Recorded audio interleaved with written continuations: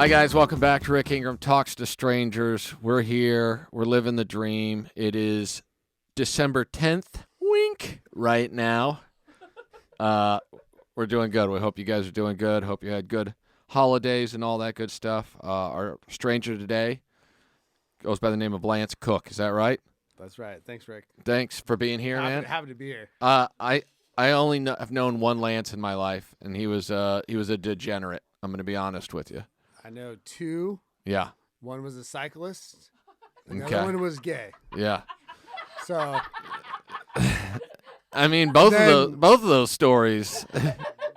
What are we talking about? The same Lance cyclist, by the way? yeah, Lance Armstrong. Yep. And the other one was in sync, and he was gay. I don't think he was gay. I think he might still be gay. Lance Bass, legend. It's a good call. Yeah. By the way, I've had a is gay. There's a gay comic here who will be like, ugh, so I got to go to this Lance Bass party afterwards. And I'm always like, unbelievable that you just would say that to me. Straight faced. Was. Pun intended. I'm sorry. Hey. Lance, tell me about yourself, man. A comic that works at the comedy store. Sorry, I said was. Yeah. Don't apologize for anything. That's the most important thing about this podcast is we apologize for nothing here. All right, done and done. Where are you from, Lance? I live in Livermore, California. Livermore. Okay, that's north? That is north from here. It's in the east part of the Bay Area of California. Okay. And are you born and raised there, or is that just where you live? Good enough, kind of. I mean, I've lived in California my whole life. I lived in South San Francisco and South Lake Tahoe. All right. But lived in Livermore most of my life. South Lake Tahoe is a weird place. It's very strange. I'm just going to put it out there. I did shows there one week, and it was one of the oddest groups of people I've ever interacted with. It's a tourist town. Yeah. And it's weird that I want to stick up for that town since I only lived there till I was 6. But I do travel there often, and it's a good place. You can gamble there. You can have a good time by the lake. Yeah. It does attract a strange kind of people. Yeah. Because there's gambling. Yeah. Like Sarah Tiana would like to go to South Lake Does she Tahoe. gamble up there? There's gambling there. Yeah. So she'll go there because there's gambling there. Smart. Yeah. Yeah, I the first night I'm like, oh, this is pretty chill. And then after that, the people just got weirder and stranger, and some of the worst comedy crowds I've ever performed for. Did you go during snow season, or was it? Yeah, it was in April. It was like it was that's right towards the It's end. a weird time of year. Yeah, it was like the ski season was ending, but then it snowed the three of the days I was there, and so people were excited about that. But it just felt very The Shining with a crowded casino. That would be considered Harvey's. I think it was. Yeah, that would be considered slush season. That's a good way of putting it. It's not a good time to go skiing during slush season. No. And then you have nothing left to do besides to gamble. Right. And then you go to the Nevada side, and they don't have air circulation like Vegas does, so you get a lot of cigarette smoke. Yeah, you definitely do. And there was a lot of cigarette smoke, and one of the shows there was probably 16 people, and I want to say every one of them wanted to fight at some point. Like, that was the demographic who came to it was like a fake improv, too. It's not even like a real improv comedy club. And just literally belligerent people, one at a time, just standing up and being like, why don't you shut your mouth and we'll go outside? I'm like, this is not what I was expecting at all. But well, as a Californian, I would just say those people came from Nevada. That's clear as day. Clear as day. They came from the other side. There is a hill. Yeah. It's called the Sierra Nevada Mountains. Sure. And those people came from a hill. Nevada. There is a hill. Yeah. It's pretty big. I would rank it in top 3 mountain ranges in America. You're actually exactly second, because it's the second. Yeah. The one that would go, the Rocky Mountains are number 1. Number 1 by far. Sierra the Nevada, gold standard of mountains, and Sierra then the Nevada's Appalachians number 2. they can really suck my ass. I don't know if we have a lot of listeners in the Appalachian areas, but you know exactly. Yeah, no, what I'm you talking do. about. Yeah. And I've been listening, and they care, but they're still third. There's You know, without you know, question. it's not- Yeah. I mean, it's just a fucking fact. I Yeah. think they're third. And the southern Appalachian area is way better than the northern Appalachian, where it's like those bougie Vermont assholes. I'm not into them at all. I just want to put. I don't know if I can insult every region of America here. I agree 100%. Lance, you're bringing it out right now. You're making me feel the rage for some reason. I agree 100% with whatever you say, Rick. Let's keep it coming. So one of the stats I have here is that you worked at a roping arena. Is that correct? Yes, I did. It sounds racist. I assume it's not. Well, there was only white people there. Oh, okay. So it's no longer racist. We're in the clear. Yeah. What does that mean? Besides the horses, there was only white people there. And this is what, rodeo style? This is So it's team roping. okay. So it's funny I mean, everybody knows what team roping is, of course, right? Like, I can just say that. Everybody knows what it is. All of our listeners were like, duh. Yeah. So when everybody's been to a rodeo, Yeah. every single listener's ever. I'm from Kansas City, so I've been to a rodeo. You know. Yeah. You know. You were the dummy in the middle. Yeah. Right? I would have been the So clown. in between, when there's a dummy in the middle, they do team roping. And so basically, a steer is let loose from a chute, and then there's a head roper, and then he ropes the head of the steer, turns it, and then the tail roper has to come in and loop both legs. So ideally, he ropes both legs in one swoop. one swoop, and then they do it for a time. Got it. So that's the idea of the game. So this is done in professional rodeos. You can watch it on TV. And most of the time it's done kind of like almost backyard rodeos. And I worked on one that was kind of like the in-between, like a mid semi-pro rodeo. Yeah, so everybody pays, like pay to play. Got it. And then if somebody, ultimately everybody wins the game. Sure. Right. And then so they take so on a good weekend, so we would do it Friday, Saturday, Sunday. If you did all 3 days, you could win thousands of dollars. Oh, okay. So, but I just worked behind that. But I told her that because it's kind of interesting. But, yeah. So I just worked behind the chutes. Got it. I worked the chute. So you're just dealing with literally steer shit the entire time for Nice. 3 days. Nice. So Yeah. that's dream type shit. When I was in, I lived in Colorado one summer during college, and it was like a smaller town, and they had a local rodeo company came through, and they did a lot of the traditional rodeo stuff that I saw at like the American Royal Rodeo in Kansas City growing up. But then they had this weird event where they had a bunch of children riding on sheep, and then the sheep are just running around, just bucking children off.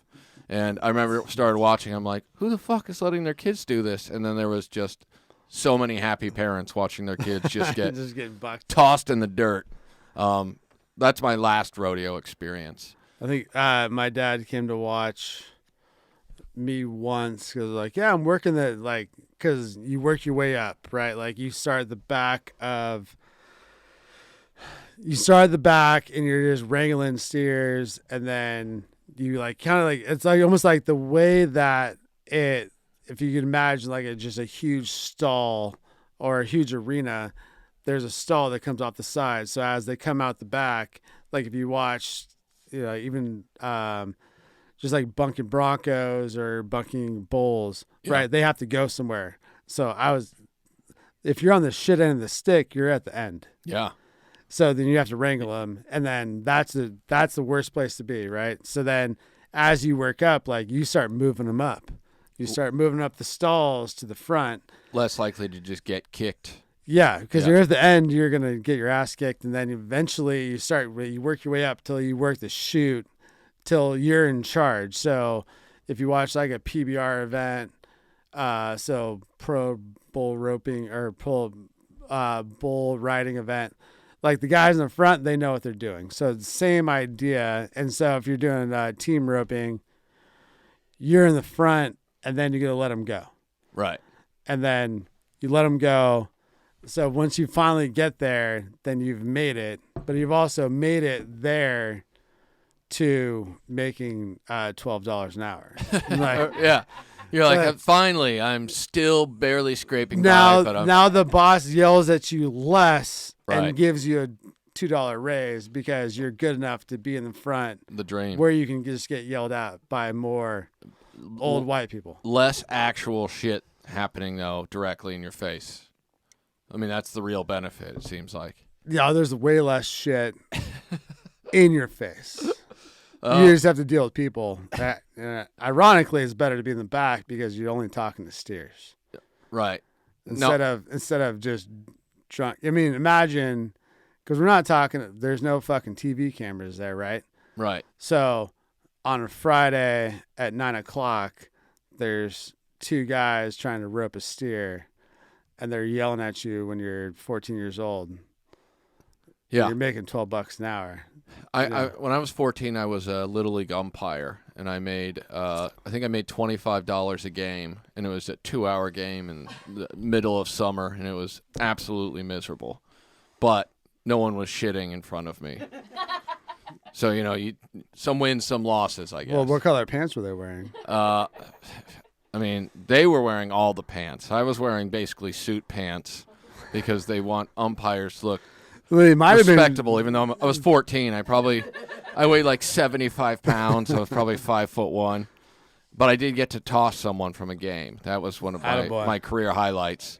Was these kids were third graders, and I had the dad come out and get in my face, yelling at me about it, and my cousin, who's a baseball scout for the Padres now, was the other umpire. We did it together, and he literally was just looking at me like, ring him up. And I'm like, oh, sweet, I can do this?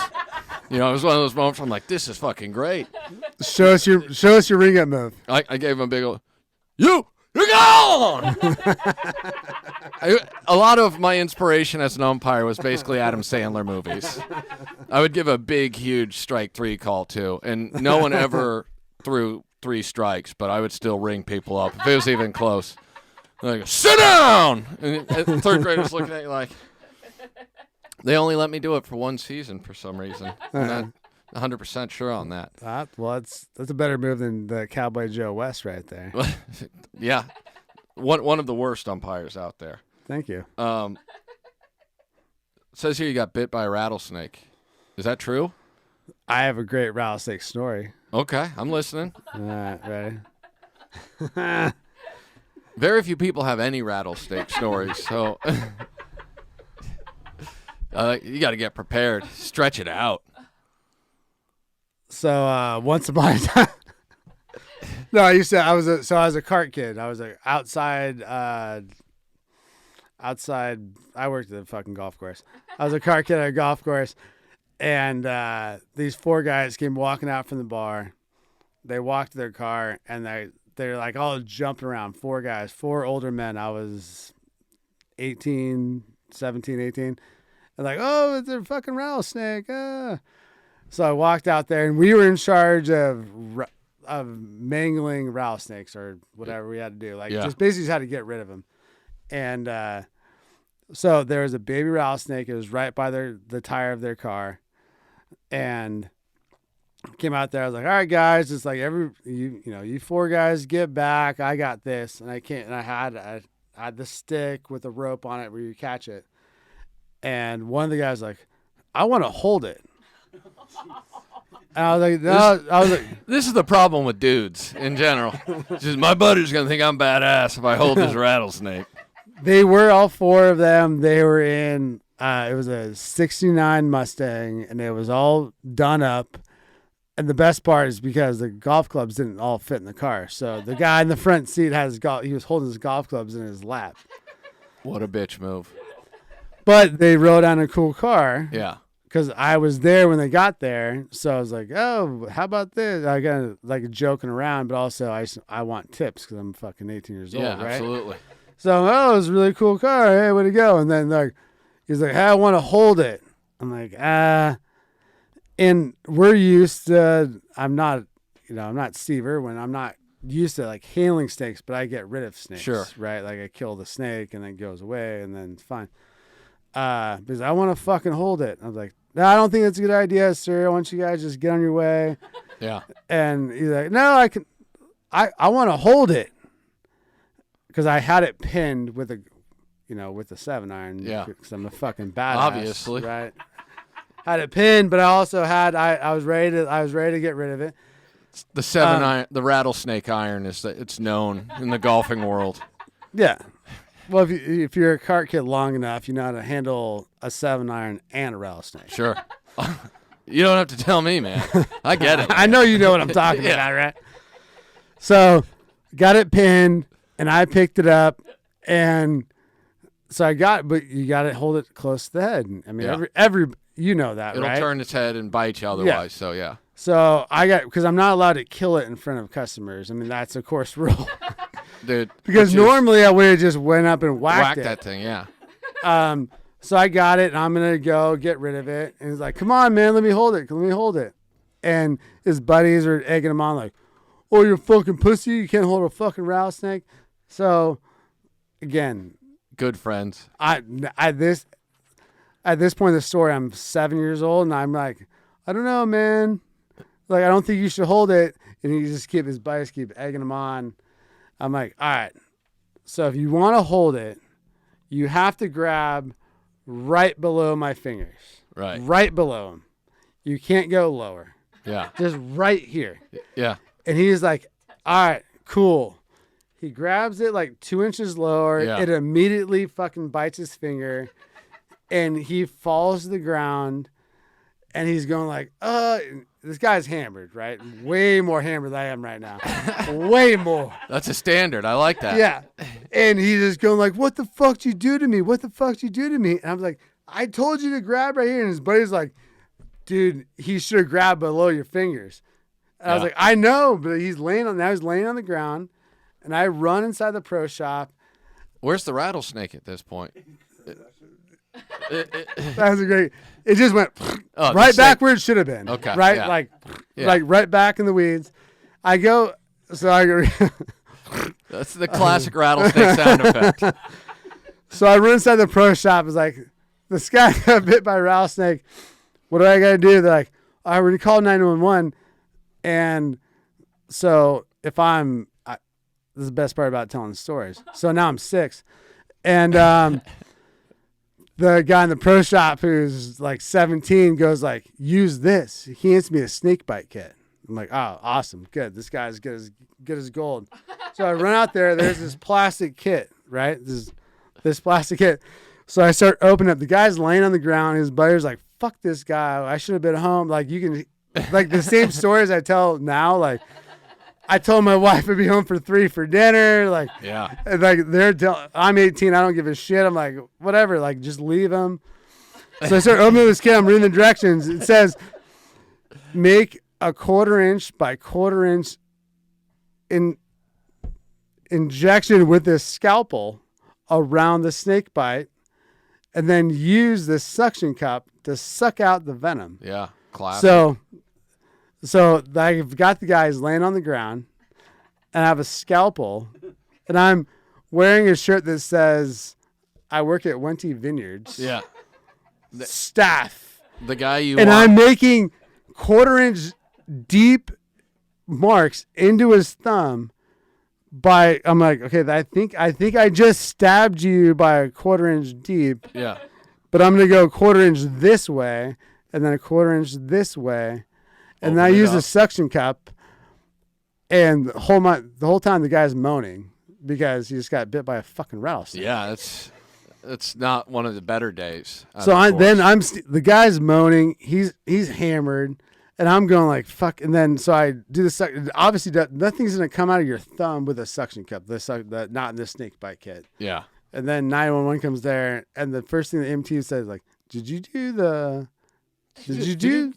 scalpel? Did you do the snake bite kit? I was like, yeah. I mean, he was like, you're a fucking idiot because you're actually pushing the venom in further. Smart. I was like, well, I just did what my boss, like, he's like, get the fuck out. Like, I thought I was helping this old fucking bastard. Dude, one of my old neighbors when I lived in Sherman Oaks, I lived down the hall from this old couple. They were probably 80. And, I'd see him in the hallway they were nice. The guy was like president of the HOA at one point, but then he started really losing his mind, so they kicked him out. So one day, I look at my phone, it says it's him, and I'm like, what does this guy call me for? So I answer it, and it's his wife, and she's like, Rick, are you home? And I'm like, yeah. She goes, Harold fell out of bed last night, and he's been on the floor for like 4 hours, and I need you to come down and take a look at him. And I'm like, why the fuck would you call me? I was like a 30-year-old comedian. So I go down there. I'm just like, yeah, so did you call 911? She's like, no, I don't think you'd want me to do that. And I'm like, Harold, are you all right? He's like, oh. I'm like, yeah, I think you should probably call 911. She's like, do we really need to? I'm like, yeah, I think so. She's like, well, just pick him up and put him on the bed. And I'm just like, I can't pick this old dude up. So I'm like struggling to try and get this guy up, and the whole time he's just like, what is I'm like, this is not good. So I'm like, did you call the 911? She's like, we'll call him once he's on the bed. So I struggle, and I eventually get him onto the bed, and then I'm like, all right, I'm going to go call 911. She was like, I don't think we need to now. I'm like, we do. So I go back to my apartment, and my wife is like, where were you? I'm like, You're married? Yeah. Can you believe that shit? Yeah. So they go, they said, yeah, Harold fell out of bed, and his wife called me, and my wife goes, why the fuck did they call you? I go, I have no idea. I honestly, like, there was like one time where there was a leak in a pipe in the garage, and someone was like, hey, are you home? And I'm like, sure. And then after that, they were like, just call Rick for everything. So I'm like standing there, I call 911. And they're like, yeah, we already got a call for that location. I'm like, cool. And so like 10 minutes later, ambulance, fire truck, everything pulls up, and they go and they're helping him out. So I go out, standing in the hallway, and they bring him down, and this dude is like full on cardiac arrest. And I'm just like, Sarah thinks that's yeah, funny. I'm just like, wait, I'm like, this isn't good. There's an old man dying, and Sarah laughs. I go, hey, so I'm one of the people who called. You know, I helped get him on the bed, and they're like, yeah, you shouldn't move someone when they're like that. I'm like, oh, I'm a comedian, so the paramedic's like, what? And so they take him out, and then like 3 days later, I'm like, hey, so how's Harold? And they're like, oh, he died. I'm like, oh. And like, so now I always talk about with my wife, I'm like, so remember when I helped kill Harold? She was like, you tried to save him. I'm like, yeah, but I shouldn't be trying to save anybody. That's what it reminds me of. An old man down, and they're like, just have the kid help him. Give him the snake bite kit. You know how to work a scalpel. You can stop a snake with a severing iron. I just got a follow-up story to that. Yeah. Few months later, I see the guy, that same guy that was like, yeah, give me the snake, you fucking pussy. He was walking in with his wife, and because they had sued, everybody sued each other, and I got in trouble for allowing him to. I got in trouble for handing a snake to one of our customers.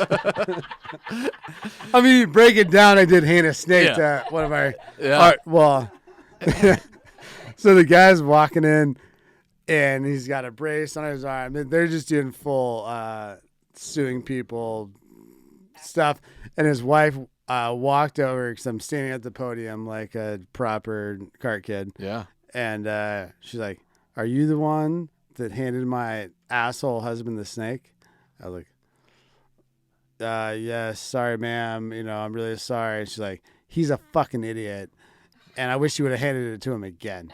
Damn. And then walked inside. Yes. Just like she knew what she was doing, and then she walked inside, and then they probably asked for millions of dollars. Yeah, most likely. He got fucking bit by a snake for a fucking cart kid handed him a snake. She's like, next time, put it on his neck. Yeah. I want his money. She probably put the rattlesnake under the tire, if we're being real. These women, they can be vindictive.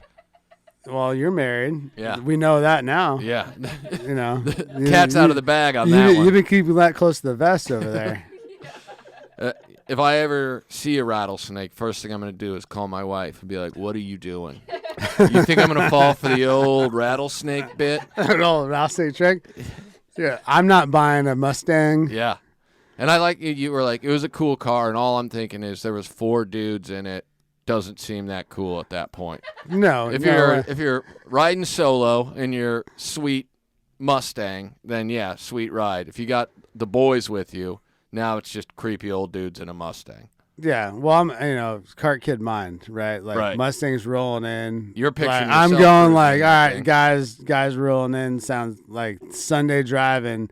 You got 4 guys that look like me, Yeah, jumping out of the back. Not cool then, right. because why wouldn't you just drive your fucking Tahoe, and then we all jump out with a bunch of golf clubs That's exactly right. And when a dude has to hold his golf clubs, that's when it gets. in your lap? It's not yeah, good. you're just like, this isn't cool, man. No, You it's seem like a definitely not. loser. Yeah. That's the important part of this story. Another interesting fact I have here is it just says water balloon T-top in high school. And I'm guessing you threw water balloons in someone's T-top. Camaro, Trans Am, what are we talking about here? Firebird? Fucking Firebird, Jesus Christ. The reason I bring up Firebird is when I was in college, I knew a dude I wanted who had a I wanted to Firebird. tee you off on the Firebird story. Yeah, no, That's why I said Firebird. I get it. There was immediate anger there. I reached a trigger somehow. So I wrote that story down mostly because it's an awesome story. It's a good reason. So the town that I grew up in has a lab. So Livermore Lawrence Lab is the town I grew up in. So there are security guards and the lab is not really in the middle of town. It's on the kind of outskirts of town. As labs tend to be. Yeah, not in the middle like The Simpsons. But we used to fuck with the lab security guards, right? You can drive all around the lab. And so my buddy had a Camaro, not a Firebird, because those are gay. In a bad way, not in a negative. Listen, man. Hey, So I mean this I don't even know how to you're say. saying the 1900s Yeah, dude on dude insult. Well, Not that sounded weird. I mean gay in the 1990s way, Yeah. not in the 2020s way. Yeah. All right? Okay. For all the listeners out there. We can't get canceled. They don't even know we exist. So you can say whatever you want. Just so we know. Yeah.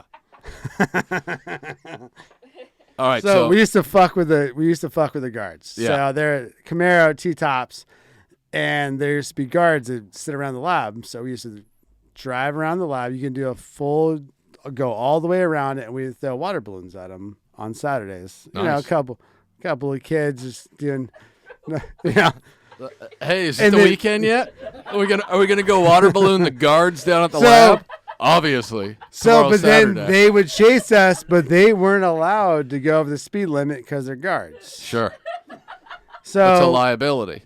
Right. So we would do that, and they'd chase us for a couple laps, and then they'd give up. And then, I don't know what they're laughing about. Small town hijinks, it sounds like. I can relate to this. I once threw a full They slushy. weren't allowed to go over the speed limit. Yeah. They're chasing in a car. This is a full-on car chase. So after a couple weekends, am I talking in the mic? Yeah. After a couple weekends, we're like, well, these guys are pussies. Let's start hitting some other people. Smart. So Share the wealth. take the T-tops off, right? Yeah. And we go downtown, and we start launching water balloons. Yeah. And we got one Taylor, and by Taylor I mean the guy to chase us. Yeah. So we take off, and this truck behind us, they were not happy that we just drove downtown while they were getting their truck, and we nailed them with water balloons. Yeah. People get mad about that kind of stuff. Yeah.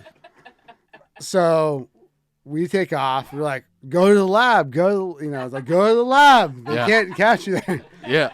You're like 30-0 there. You know you're gonna win that. So we head to the lab, and we just start. I mean, it's probably When I say probably, it's exactly 2 miles Okay. to go all the way around the lab. Obviously. I mean, You know the distance. You got to time this this is thing Lawrence perfect. Livermore Lab in Kansas. Yeah. But if you go all the way around, so like go to the lab because then the guy is going to catch the other guy. Right. This is our thinking. Right? Smart. Like, Pin them against each other. yeah, he's going to catch that guy, not us. So we're hauling ass. So, I mean, I don't want to say names, but I have an old friend. His name's Nico. Yeah. Yeah. And he's a fucking piece of shit. Yeah. Yeah. So he's never going to hear this. Yeah. But at a certain point, because we have T-tops and we have a bucket full of water balloons, Yeah.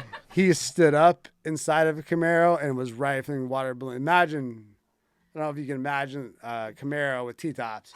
He stands picture up and he's just throwing water balloons at the truck behind us. Yeah. And just like middle finger and everybody. Yeah. He's stone But cold we got Steve to the Austin. lab, and as soon as you get to the lab, the guy, they throw up the blinkers, but he's only going 35. Right. So he's slowly following us all the way around. We just keep going around, and we just keep throwing water balloons at this truck, and we just keep going around and around and around. Yeah.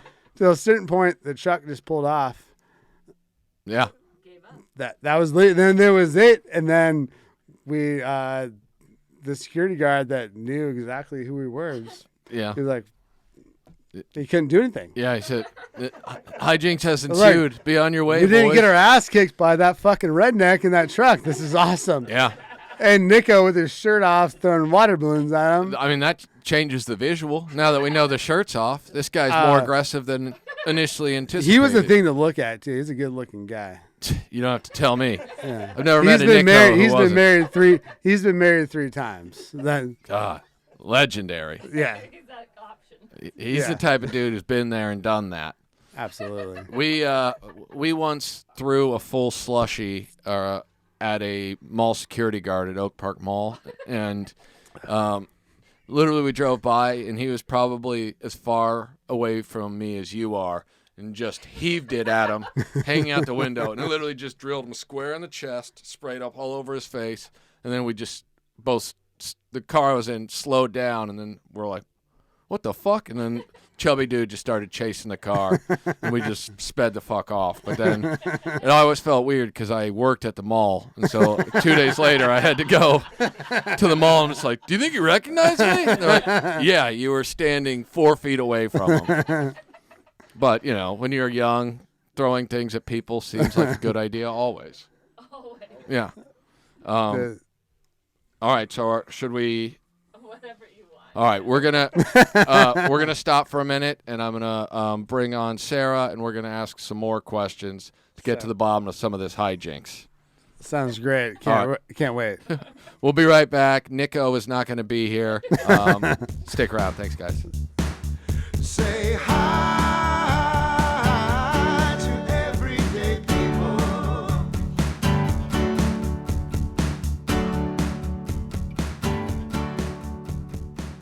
All right, guys, welcome back. Rick Ingraham Talks to Strangers. Sarah is here. We are going to ask some more questions of Lance, get to the bottom of this, find out where we can find the shirtless Nico.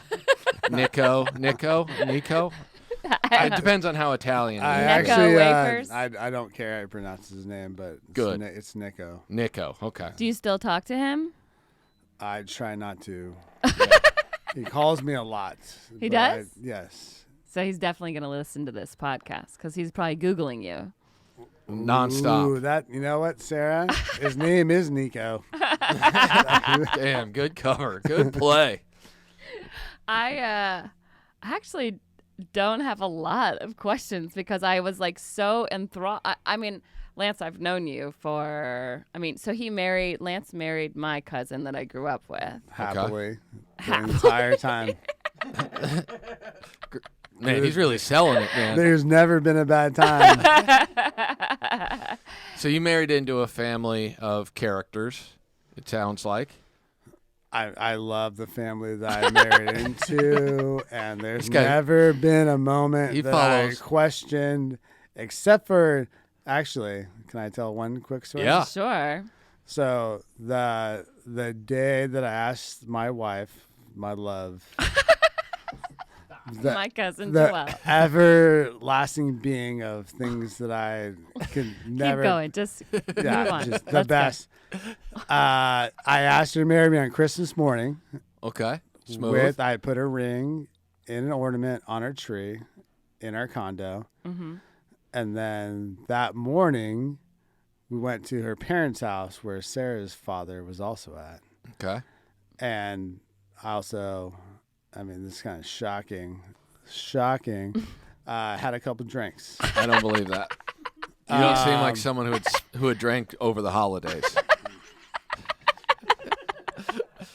Tonight's episode is brought to you by the cold, cool beer of the Rockies. The second best. They're No, number the one. number one mountain chain. That's why Coors Light is number one, because it's from the number one mountain range in the United States and Canada. And I'll tell you right now, I've had that Sierra Nevada what's number beer. 3? I've had the Sierra Nevada beer, and it is overrated. It's some bougie, fake.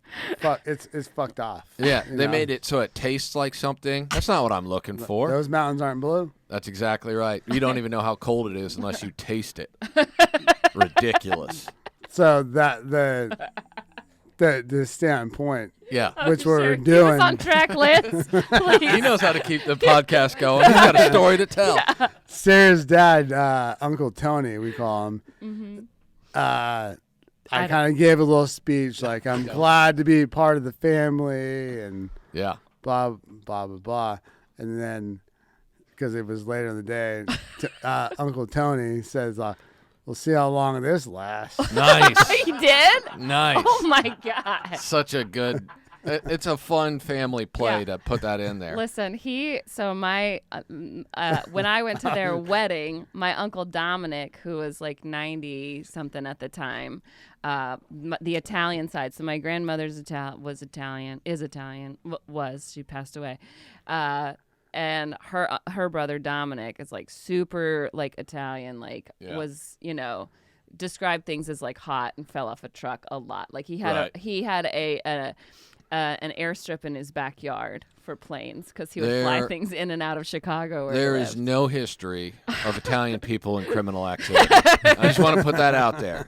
I'm not saying I want to get involved in that kind of thing. Yeah. But if opportunity arises, I know that you guys are, on the level. At their wedding, he's wearing white tennis shoes and Prada sunglasses the whole time, hitting on me constantly. How and old I'm is like, he? We are probably 90, 89 or 90 at the time. And related. Oh, yeah. Yeah. He's my great uncle. Sarah did look good that day, though. Classic Italian. Not in a weird, like, you jizz way, like in a normal way. Yeah, I know what you meant. Yeah. You're being respectful and at the same time complimentary. Because you're a gentleman. I get it, Lance. Sure. So at this wedding, and their friend marries them, and the ceremony is like 10 minutes. Meanwhile, my Italian uncle is like, why is this wedding so short? Yeah. He's like, He wants a full mass. And he's sitting next to me, and he's like, well, that's it? And I go, yeah, Uncle Dom, that's it. He's like, who's that guy talking up there on a microphone? And I go, that's their friend, And he's like, he's the priest? And I go, no, it's just like their friend. He's like, so this is all legal? And I go, now you're worried about what's legal? This is a hot wedding. Yeah. So he goes, so if they wants to get a divorce, they still got to do the paperwork? And I go, yeah, Uncle Dom. Like, they haven't even walked down the aisle. And he's like, why is this wedding so short? Yeah, he wants to know the ins and outs. Listen, if the service is only 10 minutes, they shouldn't, maybe just initials on the divorce papers. You shouldn't have to write your full name. It just doesn't seem right. But I was just thinking that, like, out of everyone in my family, like growing up in the South, my dad's actually from Michigan, and like his side of the family is like their last name was Cole, so they're like mountain people, like super redneck. Like my uncle, like when my grandmother died, his sister, he said he wanted to do something special, and he brought up one of those like flat tape recorders, like one of like those. Yeah. Where the buttons were on the end. brick, yeah. Yeah. and he pushes play, and it's Vince Gill singing "Go Rest High on That Mountain" that he's recorded off the radio. Smart. And he's You don't want to go buy that into a cassette microphone. or CD. And you can hear him fumbling around in the background because he's recording it off the radio. Hey, they're playing the song for the funeral. Hold on. I pushed play. I didn't push record and play. God damn at it, the same time. Sandy. His wife's name is Sandy. Anyway, it doesn't matter. But I was just thinking that, like, out of everyone, like, Lance is my most redneck relative that married into the family. Like, none of my other relatives have worked at a rodeo and handled snakes. Yeah, that's the thing is very few people have handed a rattlesnake to an unsuspecting drunk golfer. When I was in high school, one of the electives I took was called team games, and it was literally just gym class for 16-year-olds. And so, like, some weeks you would just go play basketball. I'm like, and we get credit for this shit? It was like you can either take French or team games. So I took team games, and it was me and a bunch of fucking morons. That sounds like something you get beautiful. canceled for now. Yeah, it should have been. And so one day Mr. Urachek was our gym teacher, and he's like, hey, we're going to go play tennis today. And everyone's like, we don't want to fucking play tennis. It's a bunch of fucking dudes. We just want to basically play basketball. So he makes us go play tennis. No one knows how to play because we're a bunch of fucking idiots in Kansas. And so he puts me on a doubles team with this guy named Greg Rodden. And Greg Rodden was like, he was like a football player. His claim to fame at that time was like he set the record for most weight in squats or something. So, it was a big deal. In the weight room, his name was on the wall. And so he's like, do you know how to play tennis? I go, fuck no. And so he's like, we're just going to hit it as hard as we can. I'm like, all right, sounds like a good plan. You don't argue with Greg fucking Rodden. And so we're playing with these other dudes, and they keep hitting it over like we're really playing tennis. And Greg just keeps launching fucking tennis balls as far as he can. I'm just like, all right, whatever. So at a certain point, Mr. Urachek realizes what's going on. He's like, hey, what's going on over there? What are you guys doing? And so we're like, oh, Greg hit the ball over there. And he was like, how bad did he miss? That must have gone 100 yards. So he made us go pick up the tennis balls. And so we're just like, whatever. We're picking up tennis balls. And that maybe 2 minutes in, Greg's like, hey, there's a snake over here. And he goes over and he just uses the tennis racket, holds the head down, and then he picks up the snake from behind the head, like you were saying. So he's picking it up, Mr. Urachek. Hey, what are you guys doing? Quick grab ass. And he comes over, and Greg's like, I found the snake. And Mr. Urachek is visibly uncomfortable. Like, fear of snakes is so apparent. And Greg's like, hey, I want to take the snake to the environmental lab. And he's like, just put the fucking snake down. And he's like, no, I'm taking it to the environmental lab. And he's like, I said put the snake down. And Greg just tosses the snake at Mr. Urachek. We're all just like, oh, my God. And Urachek goes, what was that? He's like, you said put it down. Not at me. He got so mad. And then I believe he sent Greg to the office, and then nothing happened because the office was like, wait, we have a class called Team Games? That's a thing? Mr. Urachek? He still works for here? the leftover kids that need to do PE. The what? The leftover kids that need to do PE. Oh, yeah. Oh, yeah. Yeah, that's exactly right. Exactly. I mean, no offense. Dude, no offense is taken by me in any of this. Lance is also really good.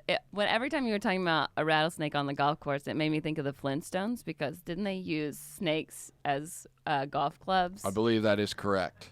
Right? Yeah. Okay. Yes. Anyway, I was thinking of that, but then Based also on fact, from what I know. Lance is actually an Super. incredibly talented golfer because he worked at a golf course for a long time. He's got He's the also background. If you work at a golf course, you're talented at golf. His knowledge of the 7-iron is all it took for me to know this guy was real deal.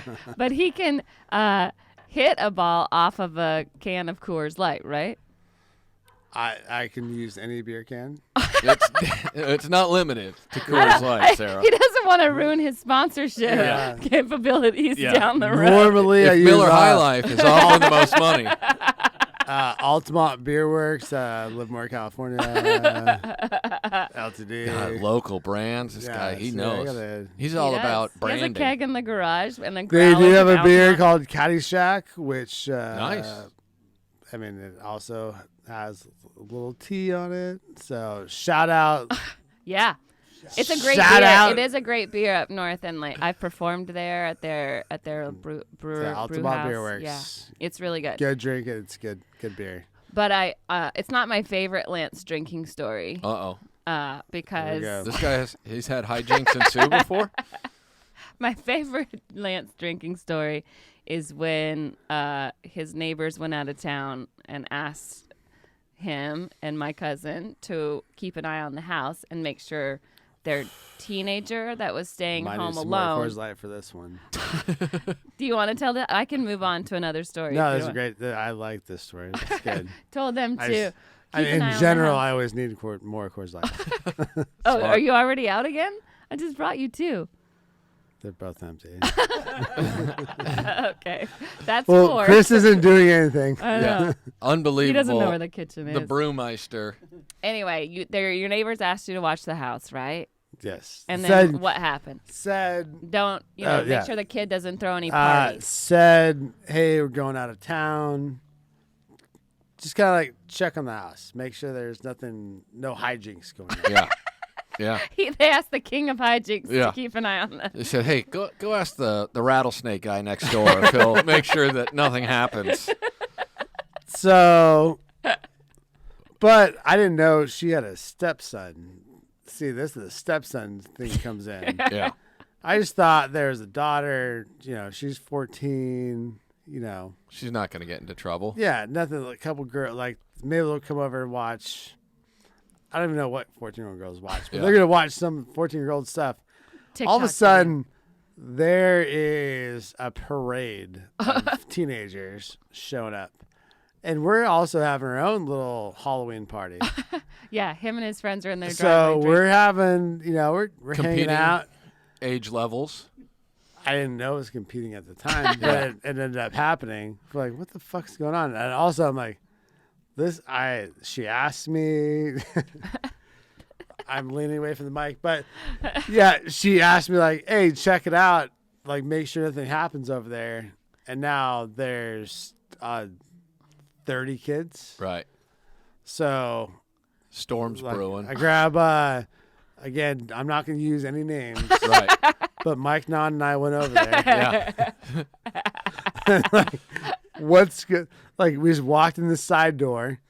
Like, well, this is a hell of a party going on over here. And then people just kept rolling in. So they're like, well, and then I found the daughter that was there. Like, hey, do you want all these people here? She's like, no, there's way too many people here. So then Mike and I started charging cover charge. We wanted to come inside Yeah. the party. Yeah.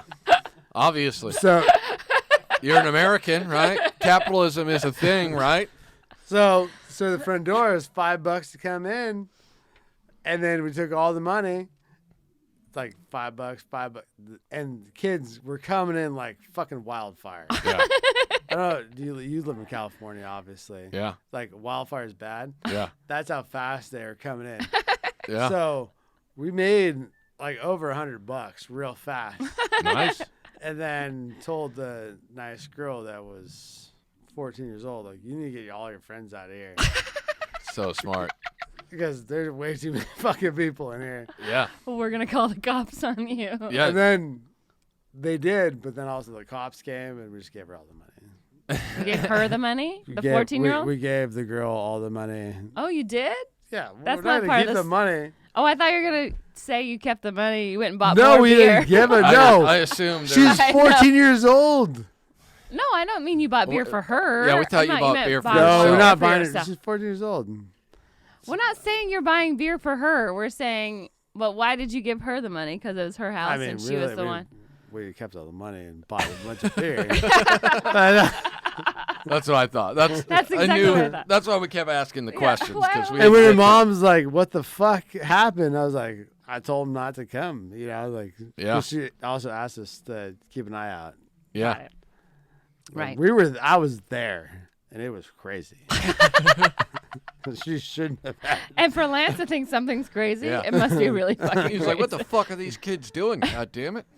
That's all I have because I don't want to hear any more things that I'm going to have to talk about at Christmas I dinner. do have one more question. It says here that you shit your pants, and at some point we have a He pretty said steady record. Also, shit because he his listens pants. to all the episodes. I did. And he was like, I felt like there was a good shit the pants Yeah. story involved, so I need to throw that one in there. Yeah, I'm glad. I'm glad you're aware because I was about to tell you that we've had quite a few people shit their pants on this story. I know. That's the only, When you shit your pants, you're like, you know what? I should do podcasts. we're going to have to start ranking them like the mountain ranges in America. It's hard to say who the Rocky Mountains of pants shitting is, but I have a feeling he might be sitting across the room from us right now. It's really, Rick. No, don't pretend be to shy be now. Don't get serious. bashful now, Yeah, all right? now all of a sudden. Cat's out of the bag. We know the pants have been shat. What was the scenario? So scenario is, and Chris will enjoy this, and Chris is also sitting off to the side of here. Yeah, Chris is my boyfriend who's Brockman. also here. So went on a golf trip with my buddy. It's Ryan, all- yeah, I don't want to talk about names. His name's Ryan Higgins. And fourth day of hitting the bar, like golfing every day, hitting the bar hard, like with nachos, jalapenos. Obviously. And That's what we were thinking. yeah, What kind of bar food were you eating? Boom, we just already know. nachos, jalapenos. Yeah. And fourth day, we're heading out of town. Like, literally got in the rental car. Like, when are we ever gonna be in fucking Jacksonville ever again? Yeah. Never, Never. like never, Not ever, a reason ever. on earth. Yeah. It was like, let's check TPC Sawgrass right now, and we're driving out, and like they have a tee time. We can just hit if we go straight there, we can hit it. So go straight there, TPC Sawgrass. For I know Rick doesn't know, Chris knows, infamous Island Green on number 17. Like, you got to go there. We're never gonna go there again. Yeah. But we've been partying for 4 or 5 days. Right. Pretty fucking good. And This we're all sounds like some John Walker Jones Yeah. Vegas vibes. Yeah. Partying really hard Yep. for a few days. so we're on 15, par 5, little dog leg left, nothing big, Yeah. right? Sure. And I'm just gonna just little draw around the trees, and I hit a slice. Yeah. And I went like, oh shit. That was not a draw. Yeah. Things And did I- not go as planned. So we had a caddy with us with a cart. And so what I did is I took my friend Ryan, no names involved, Ryan Higgins' bag right after my bag. With the cart, I put it in the middle of the fairway and I drove as fast as I possibly could. We had a little shart action. Yeah. And I Yeah. drove as fast as I possibly could to the bathroom, the closest bathroom I could find. So when I drove back, and they were like, "What the fuck, dude? Where you been?" Yeah. Like, I shit my pants. Yeah. Shit my pants. I threw my underwear away. Yeah. No, those are totally gone. And I just soaked my pants. I just put them right in the sink. Yeah. Got them all wet. Yeah. That because there's no shit stains in one spot. You kept the pants. Oh yeah. Yeah. I had to keep the. Well, I mean, come on, Rick. You know what I mean? I got to get to the 17th hole. It's Yeah. an island. Legendary hole coming up. Yeah. Soaked them, got them all wet, and then because they were both like, I got back to the green, so I didn't finish that hole. So I actually shot a 75 that day because I didn't finish a hole. Yeah. It's great. But they're like The handicap really caddy, suffered from yeah. the pants shitting.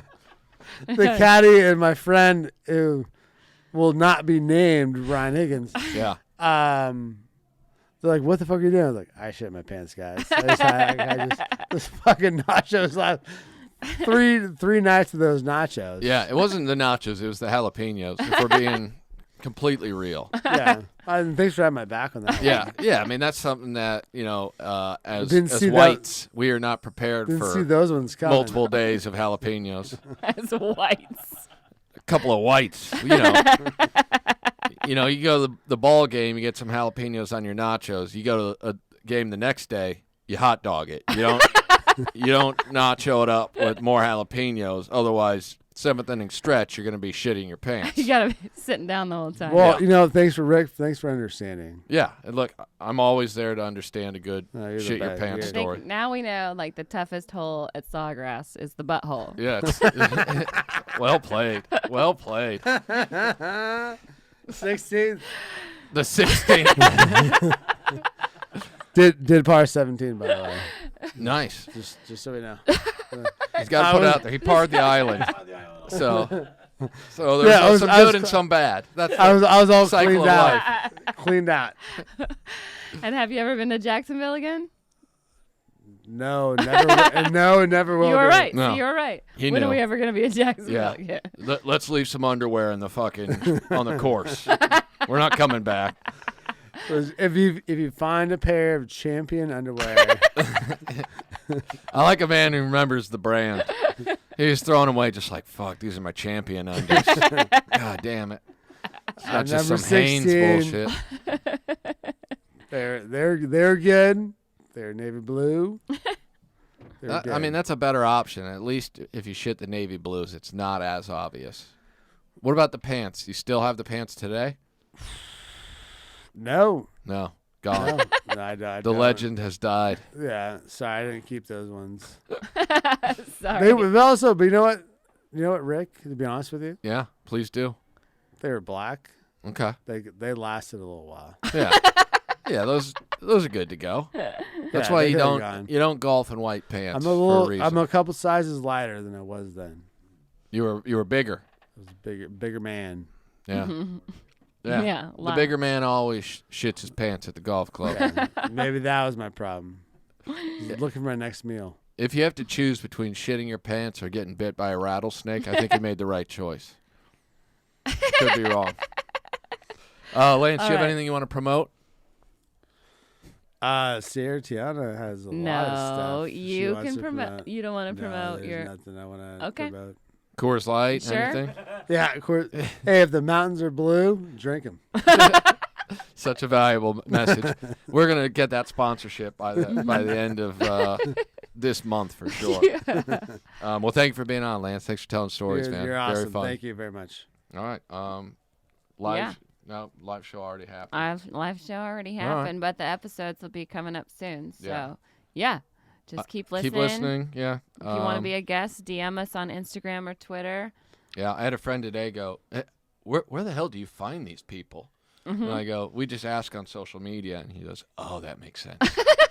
Anyone who's on social media Yeah. and thinks they need to be on a podcast is exactly the type of person we're looking for. And if so. you are a security guard at Livermore Lab, Yep. in the Or 90s. Oak Park Mall, we apologize for nothing.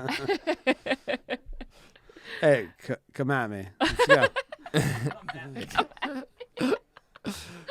right. Thanks for listening, guys. All right. See you next time. If you'd like to be a guest on our show, please DM Ingraham Pod on Twitter. That's INGRAHAM Pod on Twitter. Goodbye to everyday people. Special thanks to the Comedy Store and to Brian Rips for the dope-ass music.